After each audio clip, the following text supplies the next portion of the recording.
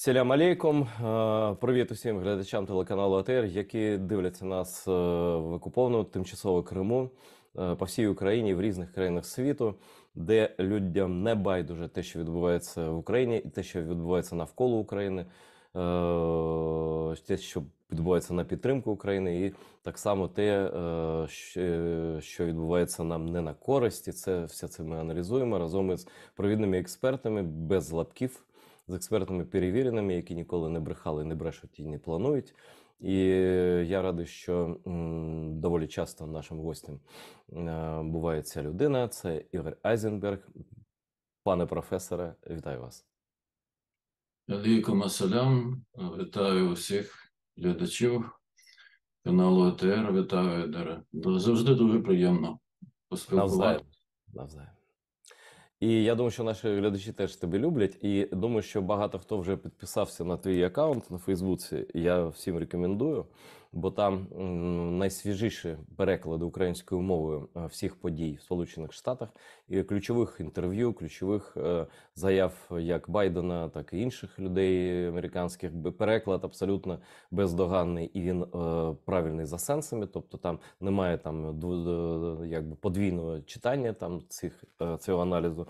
Чіткі факти, чітка аналітика, чіткі цитати. Те, чого, до речі, дуже часто не вистачає українській журналістиці. Я не хочу нікого критикувати, але ось Ігор Айзенберг – це зразок експерта, і аналітика, і публіциста. І це не комплімент, а правда. Ігоре, я одразу хочу почати з кінця. Що останнім часом, в останній тиждень відбувалося у Сполучених Штатах, де ти живеш, стосовно України? Хочу твій такий огляд, ну а далі запитання підуть уже одне за одним.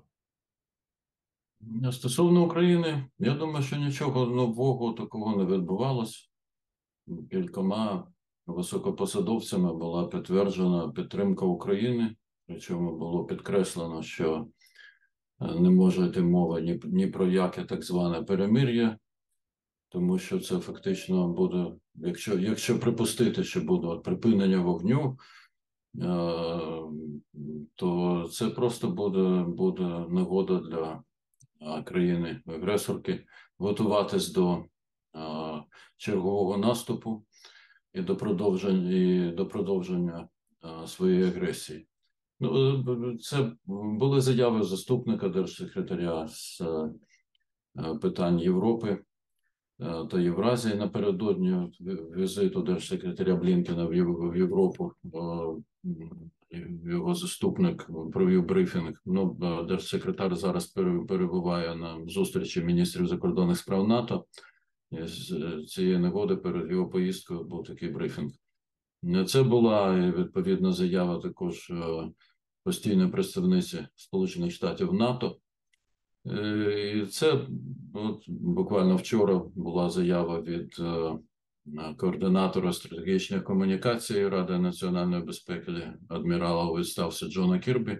Вони в один голос говорять одне і те саме.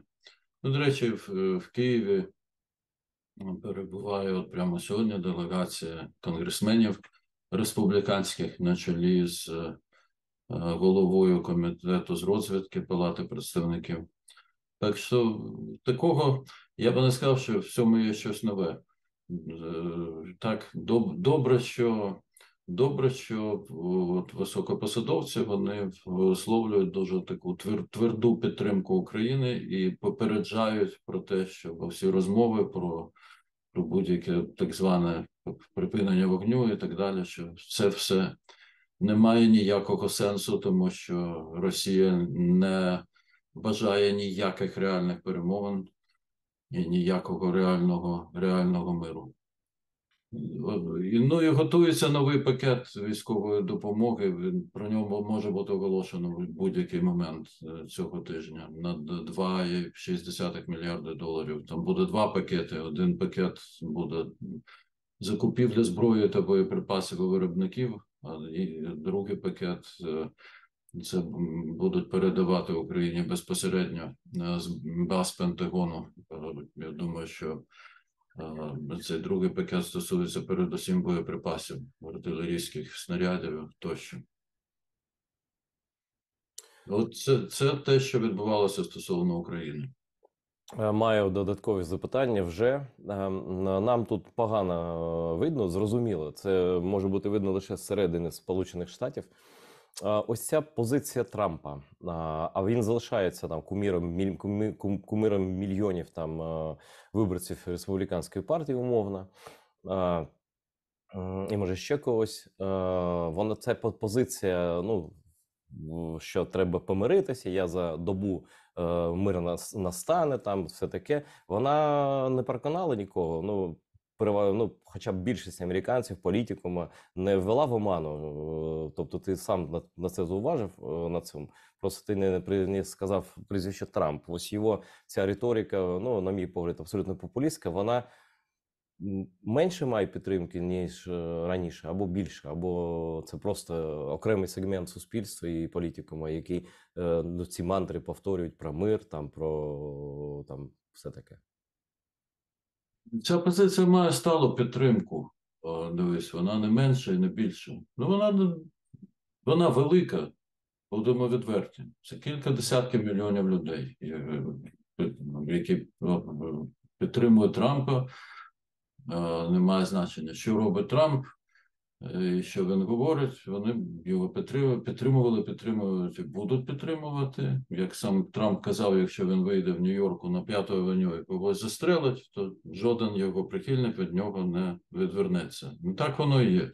Тому тут ніяких змін немає і не буде.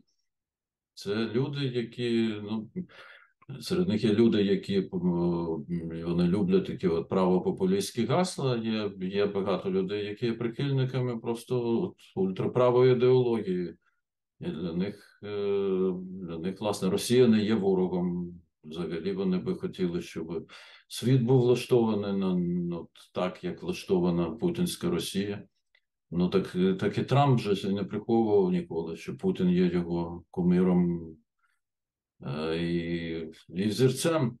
Тому тут немає нічого дивного, і тут нічого не зміниться. Ну, я би сказав, що його прихильників багато. І це звичайно, що це не добре. Їх кілька десятків мільйонів, але вони не становлять більшості народу Сполучених Штатів.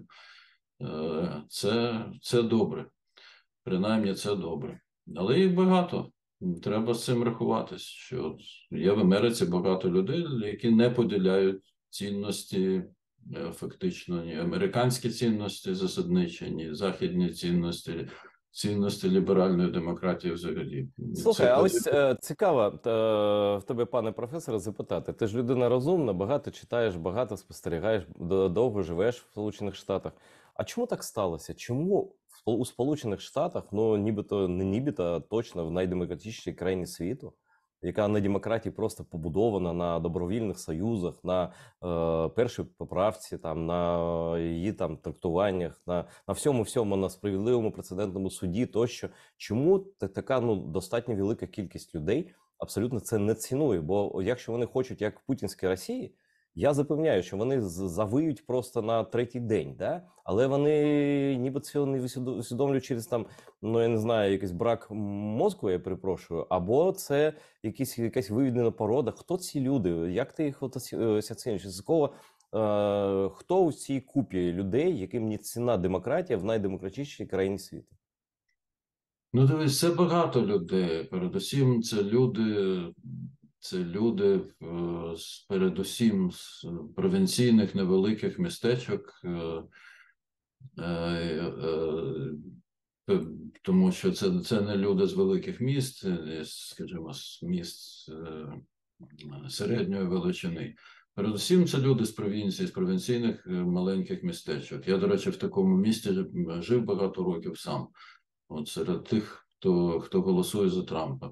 Ну, я там не живу вже доволі давно, я живу в Нью-Йорку. Що тебе вигнали? Вигнали звідти? Сусіди?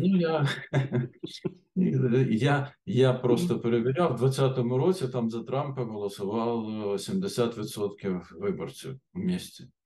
Нічого собі, нормально. Ну так, от бачиш, я просто жив серед таких виборців.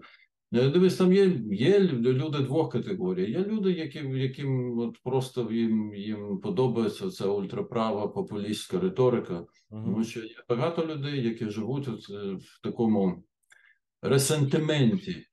Тобто люди, які підсвідомо вони не задоволені чимось у своєму житті або багато чим у своєму житті. Вони шукають, хто в цьому винний, там в їхній підсвідомості, особливо це стосується людей от, на півдні Сполучених Штатів. Вони десь там в своїй підсвідомості йдуть кудись у часи до громадянської війни, і я маю на увазі громадянську війну в Сполучених Штатах Я розумію. 861-865 років. І шукають там, що от там от були старі добрі часи, коли от все було так, як треба, щоб воно було, і от нехай би воно було ще раз так, як тоді було.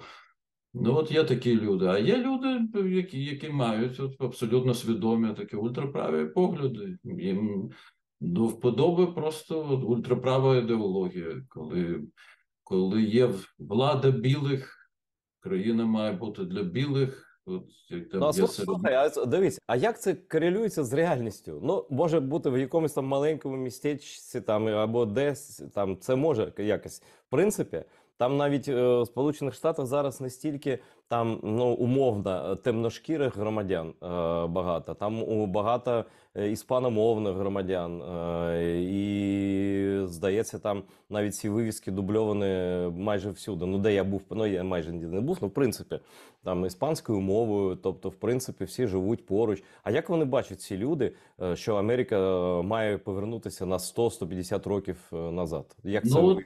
якось так вони це бачать. Вони, скажімо, вони побачили в Трампі людину, яким, напевно, десь там на підсвідомому рівні здавалося, що він може це зробити. Їм здавалося, що і здається, що він поділяє всі їхні погляди, що він допоможе їм цього домогтись. Як, ну, це відбувається, дивись, по-різному. Ну, я не знаю, де саме ти подорожував по Америці, ну, вона ж різна. Ну, ми можемо вийти на вулицю, звичайно, в Нью-Йорку чи в Сан-Франциско, і ми побачимо взагалі перед собою такий весь світ, тому що тут емігранти з усього світу, абсолютно усіх рас, усіх національностей, усіх релігій. І люди живуть загалом дуже дружньо, тому що ну, поділяють усі засадничі цінності і так далі, і таке інше. А можемо ми приїхати кудись, скажімо, в Техасі, в Арканзасі, там, в Луїзіані, в якесь маленьке містечко, де мешкає там 20-30 тисяч людей, або, скажімо, таке місто, де я жив, де 65 тисяч, причому університетське місто, там університет є. І ми побачимо зовсім іншу картину. Ми побачимо, що там багато людей, от, у яких є такий от ресентимент, якби, і це, знаєш, потрібен час, щоб він якось цей ресентимент зникав. І він почав зникати, тому що це такий болючий процес був, але він почав зникати. Але коли з'являється хтось, хто починає його роздмухувати знову, то він прокидається в людях, і вони починають, от є, що, скажімо, от є Трамп, є наша людина.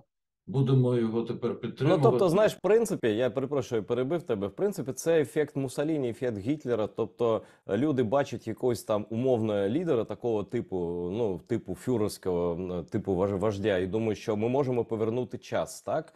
Якимось чином. Так, Да, це ж так, Муссоліні казав: відродимо Італію, велич Італії, велич саме Німеччини. так. Ну, це, до речі, описано дуже добре в книзі Еріха Фрома «Втеча від свободи». Угу. Він цю книгу писав в 1942 році, коли він жив в еміграції в Сполучених Штатах. І він писав він про Німеччину, він просто досліджував, як так могло статися, що в Німеччині нацисти прийшли до влади, причому прийшли, перемігши на виборах. А причому там за них математична, арифметична меншість проголосувала то спочатку. Третина, менше навіть, третина, там 30,71%, якщо я не помиляюсь. Але цього було достатньо. От якраз Фром це досліджував, що це приблизно третина людей, от яких от був ресентимент. Вони там десь вони мріяли про щось, що от в минулому було добре, а тепер все погано, і хтось в цьому винний. А от є такий Адольф Гітлер, який їм обіцяє, що у них все буде добре, лише от виберіть мене, і я зроблю Німеччину великою знову, і у вас все буде добре. Покараю усіх, хто там у вас забрав робочі місця, хто винен, що ви там у вас не таке життя, як вам би хотілося, що у вас маленькі зарплати там, або що ви взагалі не маєте роботи, от позабирали у вас робочі місця. Так само, до речі, Трамп казав буквально те ж саме в 16-му році, що там емігранти з Латинської Америки позабирали робочі місця. Ми значить, Знаєш, Ігор, коли про це починають говорити, я там в етері був Юра Рашкін, так, і теж там пан Трипольський, він про це згадував, про те, що ти зараз кажеш, так? І я повертаюся в Москву десь 12, 13, 11 років, і така сама риторика була в Навального. Абсолютно один в один. Це популізм такий класичний, який базується на тому. це популізм, так, но в той же час в Америці є люди, просто у них є ультраправі політичні переконання. Я досліджував сам, просто так мені було цікаво, звідки взялись виборці, які голосують за Трампа. Угу. Якщо ми порівняємо, скільки людей голосувало за республіканських кандидатів, які були до Трампа. Ну, от, скажімо, за Джорджа Буша старшого, навіть за Рейгана, за Джорджа Буша старшого, потім значить, за Джорджа Буша молодшого. Ну, за класичних республіканців, скажімо. Ну так, за Джона Маккейна, за Міта Ромні. І скільки голосувало за Трампа? Трамп набагато більше голосів отримував. І в 16-му році, і в 20-му році.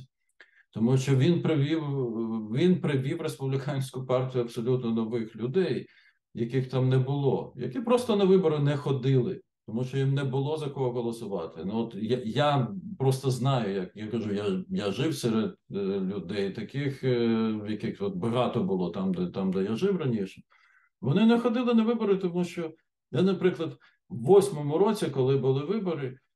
Були люди, які мені казали, що ні, ми на вибори не йдемо, тому що ну за кого ж там голосувати? Обама комуніст, а Маккейн поганий, тому що він хоче там з Росією воювати. Росія біла християнська країна, вона має бути нашим другом в боротьбі з Китаєм. І ти цих людей не переконаєш ні в чому, тому з ними розмовляти. Ні, я про це навіть і не мрію, нікому не Вони раджу. просто не чують, вони нічого, і вони не ходили на вибори. А коли з'явився Трамп, то вони пішли голосувати за Трампа. І таких людей, от за моїм підрахунком, скажімо, в 16-20 роках, у порівнянні з 12-м роком, таких людей від 15 до 20 мільйонів, які просто раніше не голосували, а тепер голосують, тому що в них є кандидат, який їм подобається, якого не вважають, що... Слухай, я хочу ще уточнити, Ігоре, такий нюанс. Дійсно, переконувати їх немає сенсу. Це абсолютно сектантська поведінка. Вони дійсно, навіть якщо він там зіжре немовля там десь на площі, нічого скажуть, що так і треба, що це поганий був хлопчик. Трамп має рацію, це 100% так і буде. Я про інше хочу сказати. Ось, ну і про справу Трампа, напевно, ми її розбирати не будемо. Тим більше, що звинувачення ще ми почуємо подробно лише в суді, який буде закритим, ну, тобто трансляції з американською традицією не буде, будуть репортажі газетні звідти, там інше. І це все буде розгортатися на наших здивованих очах. Суддя, до речі, прийняв рішення, що після того всі процедури будуть виконані, то це обвинувачення, воно буде опубліковано. Тобто, тобто це на просто як суддя вирішить, так і вирішить, бо це країна закону, все ж таки Штати, і правосуддя там є щось святе, але не для всіх. І ось ці люди, і теж ми з Трипольським, з паном про це говорили. Він дуже боїться, ну, боїться не в сенсі фізично боїться, він боїться того, що Ці люди, ну, у випадку того, що Трамп обґрунтовано буде звинувачений, визнаний винним. До речі, ми ще не знаємо в чому. Там, я думаю, не лише сексуальний підтекст може бути. Це може бути абсолютно інший розвиток. Америка країна прецедентів, і такого прецеденту дійсно не було, але кожен прецедент колись був уперше. Так просто подивимося. І він каже, що якщо припустити, що там Трамп підіймає повстання, ну на кшталт того, яке було невдалим 6 січня, але до якого ну навіть влада не була готова, і армія, і Національна гвардія, тощо ну там все на ходу, просто крок за кроком розгорталося, але зрештою закінчилося перемогою правосуддя і чесних виборів. Так він та є така версія, що якщо Трамп ну такий заклик кине всі на рятуємо мене, там що буде, може бути або повстання, бо дійсно зброї є багато, і пан Трипольський каже, що ця зброя вона переважно якраз у таких людей, ну може бути в них, так? Ну, так. І що може бути щось на кшталт громадянської війни, там тієї, яку ти згадував. Я просто за відчуттях моїх, я ж не в Америці живу, я не знаю. Я йому сказав, він назвав мене оптимістом, а я сказав, ну знаєте, просто я маю такий досвід, що люди це як ось антимайдан Януковичський. Вони ж за нього, в принципі, були, да? Але в них, на відміну від чесних людей, від людей, які за свободу, за себе, за ідеали, за принципи, як Майдан, так? В антимайдані не було, вони не сміливі. І вони, навіть якщо Трамп програє, вони на словах то будуть, ну може хтось і візьме там в руки зброю когось, а в принципі вони не спроможні на справжнє повстання, бо воно не може бути справжнім. Це в принципі ідеологія така, ну людожерська, фашистська. Що ти думаєш? Ось в разі, якщо він дійсно там закликає вийти на вулиці зі зброєю, там то що буде, що може бути? Ну, я би, знаєш, я би погодився з паном Трипольським, з Мішою в тому, що є така небезпека. І це не передбачувано абсолютно. Ні, я Тому що теж з цим погоджуюся. Ми ж бачили прецеденти. Тобто прецеденти ж Ну були. так, тому що ми бачили це 6 січня 21-го року. І це ми можемо казати, що там більшість цих людей, що їх ошукали і таке далі, і таке інше. Ну їм же, і на відміну від антимайдану, який збирався виключно за гроші. Ці люди прийшли до Капітолію, ну, максимум, що їм там заплатили за проїзд до Вашингтону та за готелі в Вашингтоні, але вони абсолютно свідомо йшли, вони там свідомо билися з поліцією, вони ну, ми ж бачили усі відео звідти, що вони там робили. Як вони там ламали двері, били вікна, і який у них настрій був. Тобто я кажу, що є люди, багато людей є от з такими от ультраправими переконаннями. І дивись, от що, скажімо, минулого тижня в четвер стало відомо, що Трампу будуть висунуті звинувачення, тому що велике журі їх затвердило. Угу. І він за одну добу він зібрав $4 мільйони. Це я знаю, але це я знаю. А потім ще за 3 дні ще 3 мільйони. Тобто 7 мільйонів за 4 дні. Я це знаю. Я не про те. Я про рішучість цих людей і їх спроможність щиро там об'єднатися, якийсь рух створити. Ну, Я про це. ці гроші це і є відповідь, тому що це ж гроші, які йому послали не якісь мільярдери, мільйонери. Це гроші, які послали от саме такі абсолютно прості люди, які мають от такі от переконання, І ці люди, вони готові, як ти думаєш, на твою думку, стріляти в співгромадян у своїх штатах, наприклад, або поїхати стріляти якихось там ворогів у Вашингтон або в Нью-Йорк, так? І вони спроможні чинити спротив поліції, тобто битися, не просто битися, а стріляти. Бо якщо буде повстання, поліція в Америці, ну, жорстко діє, ми це знаємо. Я не хочу погано ні про кого думати. Не те, що говорити, навіть думати. Не хочу сказати, що якісь люди погані, що там вони вороги, тим більше. Що люди, звичайно, що люди можуть мати абсолютно різні політичні погляди в одній тій самій країні. Але люди мають розуміти, що є закон, є порядок побудований на законі. Якщо порушувати це, порушувати закони, порушувати порядок, який на законі побудований, якщо брати в руки зброю, ну, цього не може бути нічого хорошого. Дивись, я не бачив досліджень, скільки є соціологічних, скільки є людей, які би готові були взяти в руки зброю, якщо б, скажімо, Трамп їх закликав. Но я не можу виключати, що є такі люди. Зброї багато в країні. Хоча от гроші Трампа перераховували, він закликав до протестів. Протестів поки що великих не було.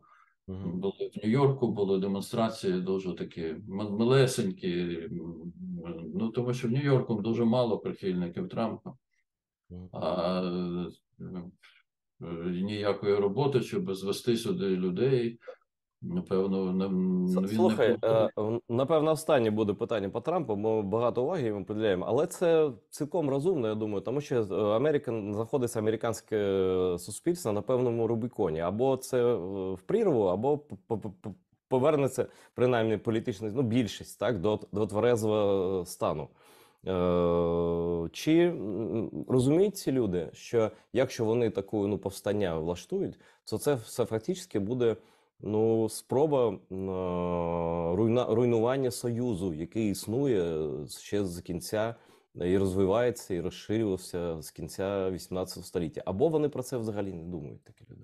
Я думаю, що вони про це не думають. Але коли, наприклад, така людина, як сенатор Круз з Техасу, коли він натякає в одному з інтерв'ю, ну, деякий час тому, це було рік чи 1,5 роки тому приблизно, що може так статися, що він може подумати, чи не підтримати вихід Техасу з Сполучених Штатів. Ну, коли люди на такому рівні висловлюють такі слова, то це, знаєш, це може відбиватися на тому, що думають люди, просто пересічні, звичайні люди внизу. Я би сказав, що коли Байден став президентом, він у своїй інавгураційній промові він багато говорив про те, що треба суспільству потрібно вилікуватись від цієї хвороби, розколу. Потрібно не збільшувати ці лінії розколу в суспільстві, а навпаки, зшивати суспільство, щоб знаходити спільні інтереси і заради спільних інтересів, щоб робити справи корисні для країни, корисні для всіх людей. Щоб було підґрунтя, на якому можна уникнути таких суперечок, і в Америці це називають культурною війною. Ну, це такий прямий переклад. Насправді це не культурна війна, не війна культур. Це фактично це є, я би сказав, що це є війною цінностей. Цінностей, на яких побудована Америка, на яких побудований ліберально-демократичний світ, і цінностей, які вони були у людей в період ще там до створення Сполучених Штатів, тобто цінностей далеких від цінностей свободи, демократії і прав людини. І я думаю, що це не передбачувано, тому що такі, знаєш, події, коли люди там беруть в руки зброю, починають стріляти, коли це відбувається, це не можна передбачити заздалегідь, тому що, ну, якщо постійно, знаєш, якщо є якийсь вогонь і постійно цей вогонь роздмухувати, постійно туди підливати бензин, ну то він буде палати, таке буде багаття дуже, дуже велике, може в результаті стати така пожежа, що її не можна буде погасити. Тому це не передбачувано, але те, що в Америці розколоте дуже суспільство, це абсолютно точно. Це є от такий цивілізаційний розкол між сучасними людьми, яких є більшість в країні, і людьми, які десь в підсвідомості своєї живуть минулим, які би хотіли повернення в якесь дуже далеке минуле, в якому нібито це було краще, ніж є зараз. Це меншість людей, але меншість, але вона велика. Країна ж велика, майже 350 мільйонів населення, десь більше 340 мільйонів. Ні, ну країна велика, країна різна, абсолютно. Так, я був насправді в одному місті, це ганьба мені, але так ось сталося, що я лише в Солт-Лейк-Сіті був. Таке красиве місто, там навколо дуже красиво. Там Парк Сіті, це фантастика. Якщо десь є рай на землі, ну такий, знаєш, зрівноважений, зважений рай такий в них там так круто, там весна це весна, літо це літо, осінь це осінь. І все починається 1 березня, і в них починається весна. Ось там дуже крутий клімат, такий, і зима така не жорстка. І в принципі люди добрі насправді. Там кажуть мормони, не мормони. Це давно вже не має значення, просто люди добрі там. Ось і там, до речі, багато іспаномовних людей, і багато і не мормонів. І штат такий, в принципі, розвинутий останнім часом, але хоча тривалий час був у занепаді. Це я про те, що ну навіть якщо щось буде, я чомусь таке відчуття в мене, що Союз американський вистоїть, бо знаєш, коли загроза вже коли вона нереальна, ось знаєш, як в Україні було. Теж такі тут сварки були великі. Да? Зараз, коли така спільна загроза втрати бази свого життя, так, країни, то я думаю, що американські суспільна думка, і, ну, взагалі і політика, і всі впораються. Бо ну, в Україні ж зараз от просто абсолютно інша ситуація. Скільки тут було всього різного, да навіть згадувати не хочеться. Так. А зараз абсолютно всі зрозуміли, що якщо один за одним не триматися, то не буде там нічого і немає чого ділити це зараз. Розумієш, в Америці, якби американська політика зводилась, скажімо, до ситуації 2008 року, коли були президентські вибори, було два кандидати – Обама та Маккейн. У них були дуже різні політичні погляди. У них була одна спільна риса, яку Маккейн підкреслював. Він в час передвиборчої кампанії, коли йому там хтось от таких ультраправих республіканців на зустрічі з виборцями казав, ну що там Обама комуніст. А Маккейн казав, що ні в якому разі, що він такий самий патріот країни, як і я, як і ви, як і всі. У нас просто різні підходи до того, як розв'язувати різні проблеми країни, але різні підходи не мають заважати нам бути разом і разом розв'язувати проблеми. Ну, дай Боже, Ігоре, що знайдеться ще політик в республіканській партії, який її відродить на базі принципів, а не на базі популізму. Коли розумієш, коли є, скажімо, політичне протистояння зводиться до того, що Трамп проти когось, то фактично це от таке протистояння на балансування на межі прірви. Тому що якщо Трамп, то це от рух у прірву. І це, як на мене, це ненормально, тому що нормально в демократичному суспільстві, коли є різні погляди, коли виборці можуть голосувати за одну партію чи за іншу. Ну, ненормально, коли є одна система цінностей, а є інша система фактично антицінностей. І люди стоять перед вибором, чи ми за цінності, чи ми за антицінності. Це лише от збільшує такі от розколи по різних лініях соціальних, економічних, расових, релігійних. І це дуже погано, замість того, щоб зшивати країну, коли збільшуються ці розколи.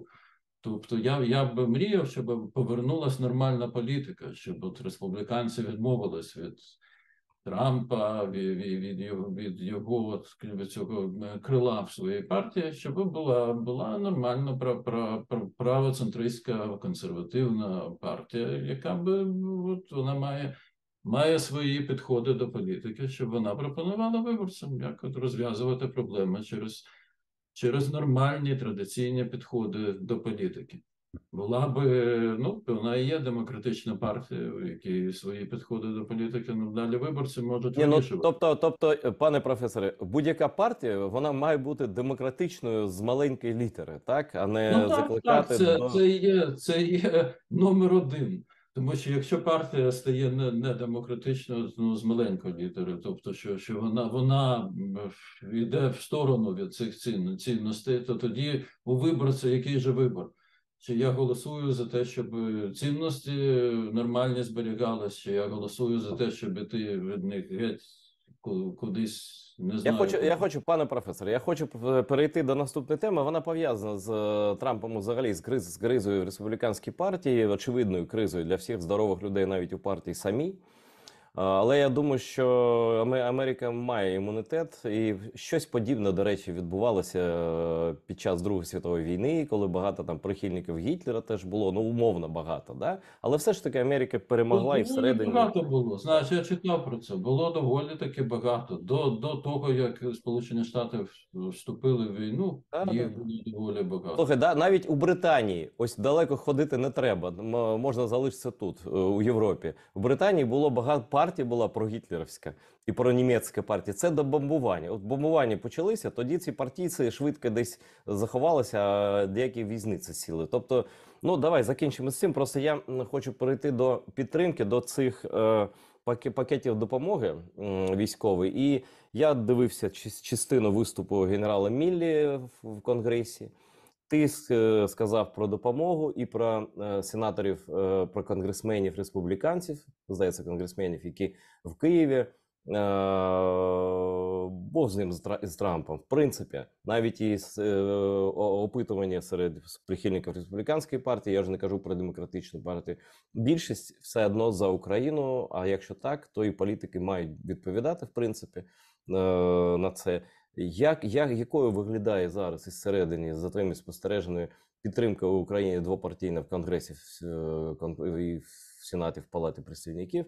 І що значить те, що конкурент Трампа, на жаль, він менше зараз, ну це зараз ще не підійшов до виборів, цей губернатор з іспанським прізвищем Флориди, він Десантіс, він вибачився, він виправився, скажімо так, коли сказав, що Україну не треба підтримувати, щось таке він там наговорив там.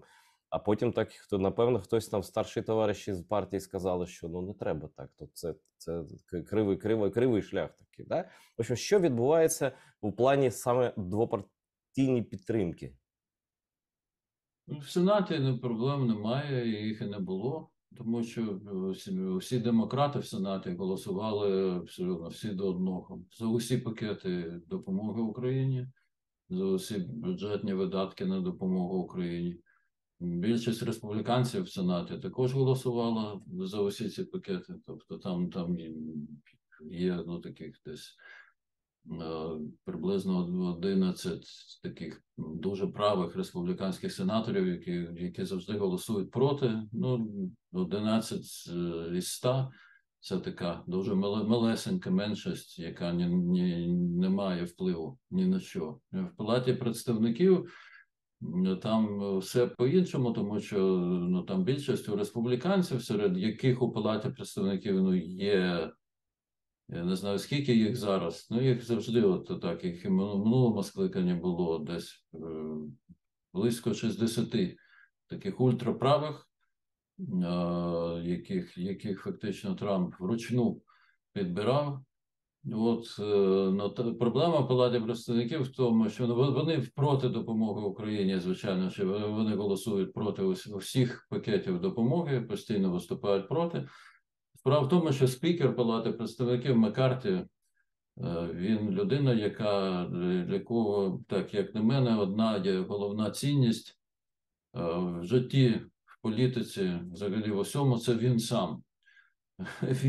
Він мріяв стати спікером протягом багатьох років, і от він ним став з великими труднощами, там 15 турів голосування. Я знаю, ми з тобою про минулого разу обговорювали, Ну, це можна не повторити. Знаєш, до речі, я хочу зауважити, просто перепрошую, що я так дозволяю собі іноді щось сказати, бо забуду.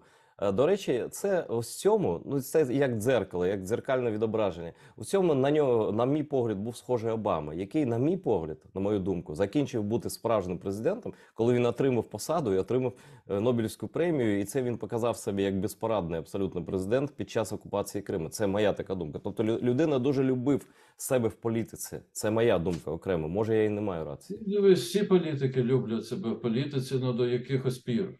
Я не можу з тобою погодитись, тому що я погоджуюсь абсолютно в тому, що Обама, передусім його радники, тому що ну, президент же не сам вирішує все. У нього є багато радників, які дають йому поради, які дають йому звіти про те, що відбувається, і дають йому варіанти дій. І я думаю, що у Обами була команда радників, як і, до речі, як була і у Буша молодшого, і у Буша старшого, і у переважній більшості усіх американських президентів від обох партій були радники, які абсолютно не розумілися у тому, що таке Росія. Раніше вони недооцінювали, що таке Радянський Союз. Дивись, що можна сказати про найближчу радницю Бушова Кондолізу Райс, яка була радником з національної безпеки, а потім держсекретарем, і яка володіє російською мовою, вона є спеціалістом з Росії. І що можна сказати, коли вона була одним з авторів промови ще Буша старшого в Києві в 91-му році, у якій Буш старший закликав Україну не виходити з Радянського Союзу. Вона за Буша молодшого, вона радила дружити з Путіним і порозумітися з ними. Так усі і у Обами були дуже слабкі радники, дуже слабкі. Це передусім Сьюзан Райс, яка була радницею з національної безпеки. Джон Керрі був таким держсекретарем, який Абсолютно спогоджуюсь. порівняти з Блінкеном як небо і земля. На жаль, у всіх них від обох партій вони дуже погані поради своїм президентам давали. І я, знаєш, щодо 2014 року, що відбувалося, Байден, до речі, в книзі своїй, яку він написав, ну такі от мемуари, коли він, напевно, не збирався балотуватись ще в президенти, він написав якраз, що тоді відбувалося. Я можу сказати, що може, Обама і хотів би зробити більше, але тоді Європа просто вона навчалася цьому. Він абсолютно слушно, Обама вважав, що санкції можуть бути будь-які дієвими, коли вони запроваджуються і Сполученими Штатами, і всіми країнами Великої Сімки, і всіми країнами ЄС. Країни ЄС просто не хотів про це чути. Слухай, секундочку, а давай не будемо про Обаму, вже все зрозуміло, це в минулому все, і про радників дуже слушна твоя думка. А скажи, чому так?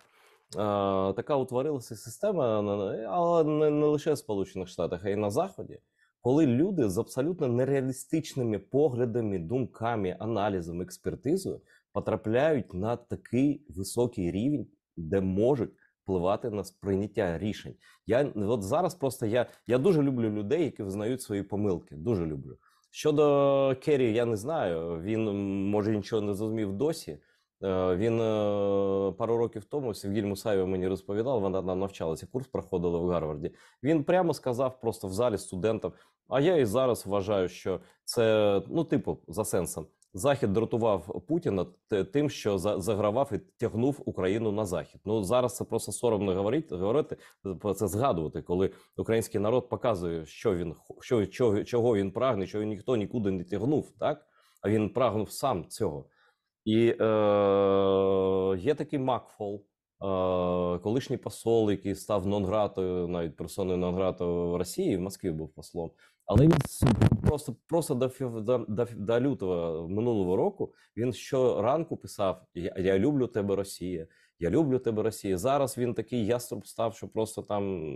Але він дієво свої помилки, якби свої рожеві ідеї, окуляри, перезагрузки, ми знаємо все це, да, було.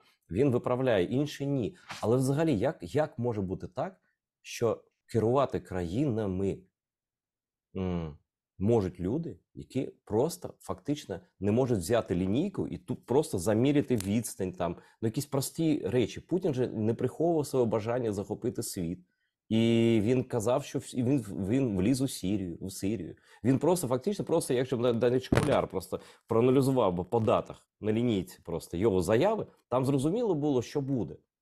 Чому так? І чи буде якесь їм хоча б моральне засудження? Як це тобто така система, вона не працездатна щодо безпеки людства, в принципі, вона так себе показала такою. Я думаю, що проблема в тому, що лідери країн, коли вони стають лідерами, вони роблять багато призначень таких суто політичних. Тобто, от вони вибирають радників, Компромісних таких, да? вони вибирають радників з політичного оточення.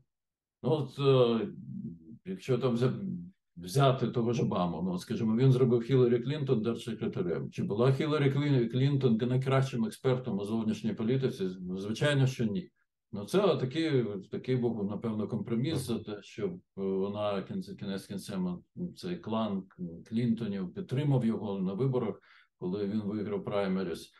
Ну, от, і так відбувається, знаєш, так відбувається в усіх американських адміністраціях, так відбувається в Європі, я впевнений, у всіх країнах те ж саме. Люди призначають когось або через там якісь Ну, політичні... тобто не через компетенції, не через доведену компетенцію. Да. Або призначають тих, кого вони знають. Ну, от, скажімо, якби американська адміністрація радила, скажімо, з такою людиною, як професор Тімоті Снайдер, якою має бути політика щодо Росії, то політика була б іншою, тому що він би їм багато чого міг пояснити, чого вони не розуміють. І розумієш, але таких людей в якості радників немає. А слухай, а зараз авторитет Снайдера збільшився ну, в політикумі? Він дійсно ж така людина, абсолютно логічна, історична і чесна. Ну, в політикумі, дивись, він же не має впливу на політику.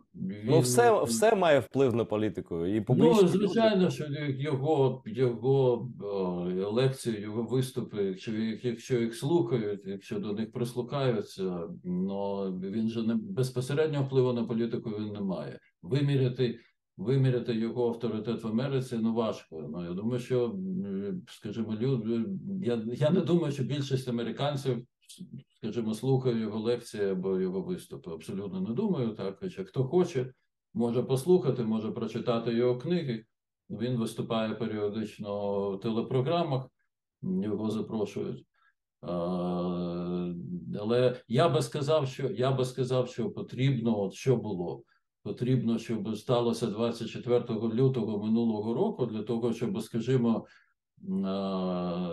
ті, хто дають поради Байдену, ті, хто працює в Раді національної безпеки, в Держдепартаменті, щоб їхній погляд на Росію збігся з поглядами Тімоті Снайдера. Хоча Тімоті Снайдер описував все, що Росія зробила з Україною і робить з Україною. Тімоті Снайдер описував в одній з своїх останніх книжок, яка вийшла кілька років тому. І якби от американські аналітики, які відповідають за те, щоб давати поради президенту, держсекретарю, якби вони читали його книжку і серйозно би її сприймали, і якось поправляли свій аналіз, який вони роблять, беручи до уваги от все, що, скажімо, аналізує Снайдер, то політика могла б раніше стати іншою. Ну, давай побажаємо всім країнам, щоб люди формату Снайдера ставали ну, реальними експертами, а не ті, які просто видають бажане за дійсне, або просто роблять кар'єру якусь там. До речі, знаєш, от скажу таку річ, яка дуже приємна. Я вчора вранці, YouTube мені просто порадив, от Снайдер щойно був в Україні, у Львові. Він виступав там в Українському католицькому університеті, там була зустріч із студентами. І я вчора вранці, коли я снідав, каву пив, перед тим, що йшов на роботу, я подивився. Я таке задоволення отримав. Ну, то, що Снайдер говорив, власне, він нічого нового не сказав. Я отримав задоволення від студентів українських, які з ним спілкувалися.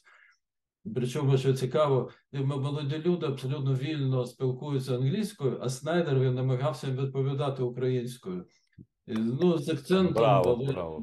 але він просто це було спілкування інтелектуальних людей, такого поважного Ну, професора, дивись, тобто ми з зовсім тобою. молодими людьми, які от зовсім Ми з зовсім тобою інші. маємо надію, що наступні покоління людей в різних країнах в Україні first of all, будуть більш свідомими, більш тверезими, менш рожевими. Тощо і 5 хвилин залишається, ну практично 5 хвилин на інтерв'ю.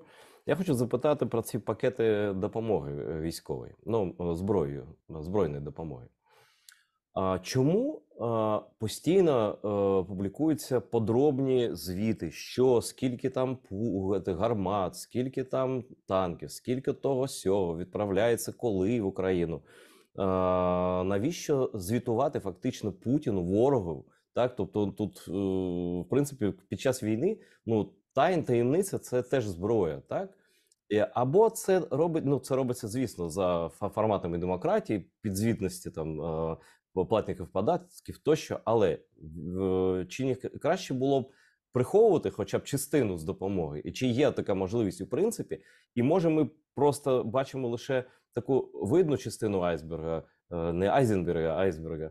Ось, а таємна частина айсберга, от, вона теж має місце, і там теж щось є, про що не звітують. Як це виглядає з Ну, Америки? там є, скажімо, в випадку Сполучених Штатів там точно є те, про що не звітують, тому що там завжди є пункти інше, і в останніх усіх пакетах, коли про них повідомляють, скажімо, про кількість боєприпасів не йдеться, там додаткові ракети для хаймерсів, додаткові артилерійські снаряди калібру там 155 або калібру 109, про кількість не йдеться.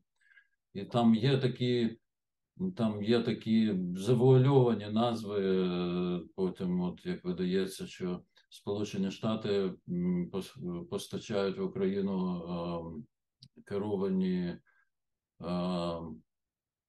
авіаційні, ну фактично це бомби керовані дуже точні, які плануючи з GPS-наведенням, які використовуються. Про це не повідомлялось також, що їх скільки то такий якийсь момент було передано. Я думаю, що в Сполучених Штатах просто така існує система, при якій ну, така звітність вона має бути, тому що мають всі знати, куди йдуть бюджетні кошти, тобто гроші платників податків. Але водночас Пентагон, я думаю, що от останні пару місяців він не про кількість дуже часто він не повідомляє, скільки саме чого. От щось додаткове, те-то і те-то, а скільки саме не кажуть. Ну, напевно, це роблять правильно. Хоча я думаю, що все одно, ну, звичайно, що розвідка працює, на жаль, російська розвідка працює. Я думаю, що вони знають, скільки там чого передається здебільшого. Ну, Ну, мені слухай, здається, знають, не знають, але всі їхні звіти про знищення, наприклад, хаймерсів це брехня. І ну, знають, це не знають, брехня, так. так, так. Але вже вони не можуть пошкодити так, як раніше, енергосистему українську. В нас не вимикають світло, ну принаймні в Києві і в багатьох містах не вимикають уже. Тобто Ну, тому щось що щось змінилось. вони взагалі, вони ж всі ці чекісти, які при владі в Росії, вони ж історії не знають. Вони не знають, що Німеччина робила те ж саме з Великою Британією. Бомбардували електростанції, залізничні станції, сподіваючись, що це призведе до невдоволення людей і так далі, і так далі, і так далі. Ну, це знову, знаєш, це путінський міф про те, що Україна вона не справжня, і вже він бачить, що вона справжня, але повірити власним очам не може. Ну, це такий шлях в один кінець. Я знаєш, чому я запитання це поставив? Бо президент Зеленський там днями або там ну він не тікає на те, що ми готуємо багато сюрпризів росіянам, і ви краще вам зібратися. У вас є ще час. Бо потім ми вас просто знищимо. Через це я роблю такий, ну я б сказати, припущення таке, що є щось таке, що він знає, і він нікому навіть там не скаже, ну крім може Залужного і там 2-3 людей, да, що дійсно є щось, що Сполучені Штати, і чим може не лише дають, а чим допомагають, що може мати таке вирішальне значення в контрнаступі, про який всі говорять, але я ніколи не говорю стосовно часу цього наступу, це видніше військовим. Ось я так думаю. Твоя Так. думка? Дві хвилини. Нам треба повністю довіряти тому генералу Залужному і усім, хто працює з ним, усім українським військовим. Це їм вирішувати, і їхнє слово абсолютно вирішальне. І я думаю, що нам усім треба довіряти їм, як і, до речі, їм повністю довіряють, скажімо, міністр оборони Сполучених Штатів і голова Єдиного комітету начальників штабів. І я дуже сподіваюся, що буде, знаєш, так як міністр оборони Сполучених Штатів Остін у своєму виступі в комітеті в Конгресі, коли обговорювався оборонний бюджет на наступний рік, коли він сказав, що він сподівається, що є абсолютно всі підстави на те, що буде успішний наступ Збройних сил України, тоді, коли він відбудеться пізніше цього року, що є всі підстави сподіватися на те, що він буде успішним. Йому задавали навіть додаткове питання: чи впевнені ви, що наша допомога, вона буде такою, що буде сприяти успіху, чи є у вас позитивне бачення? Він сказав ствердно, що так, що є всі підстави на це сподіватися, що командування Збройних сил України вирішувати коли, як і де, ну, вони знаходяться в контакті. Ну, І давай тоді, пане професоре, і поставимо на цьому 3 крапки. Не будемо нічого вигадувати, не будемо вдавати з себе якихось там експертів. Ми не експерти з цього приводу, але ми експерти, я думаю, із сенсів. І багато сенсів я почув від тебе. Я дуже вдячний. В чергове я знаєш, я хочу закінчити, от, якщо дозволиш, тим, чим я закінчую кожен свій допис в Фейсбуку, Перепрошую. не зі США. А закінчити хочу тим, що Україна найважливіша країна в світі наразі. І доля світу, яким він буде, вирішується в Україні. І тому низький уклін усім воїнам ЗСУ, які боронять і Україну, і весь цивілізований світ, тому що вони борються з самою чорною силою сучасності, борються за цінності усього ліберально-демократичного світу, за цінності сучасної цивілізації. І дуже хочеться вірити, що все буде добре. Україна переможе обов'язково. Я в цьому абсолютно впевнений.